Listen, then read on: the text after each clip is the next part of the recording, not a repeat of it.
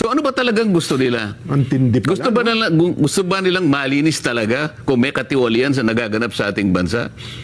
O kailangan nilang sila yung maging mayorya para pagtakpan ang isang bagay na kinatatakutan nila mula't mula pa?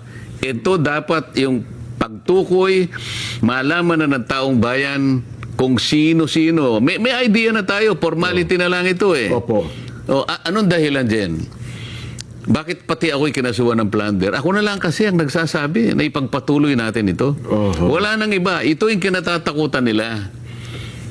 Ngayon, kapag ka ito'y nagpatuloy at natukoy natin sila, yan ang gusto nilang hadlangan.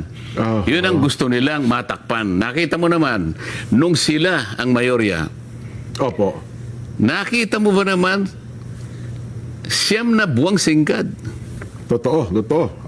Ay kinuha niya yung Blue Ribbon Committee kung ano-anong katwiran ng ginagawa, kung ano-anong kadahilanan ng sinasabi, kesyo ganitong gagawin, kesyo pumirman muna kayo bago ipagpatuloy.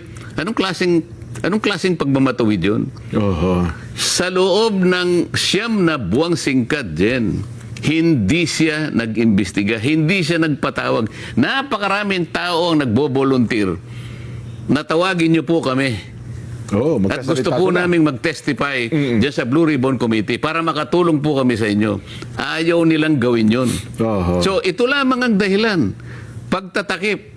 At ang pinakamabisang paraan para matakpan yan, kung hindi man gusto nilang patayin kaagad yan, ang issue na yan, sila na naman ang mayorya.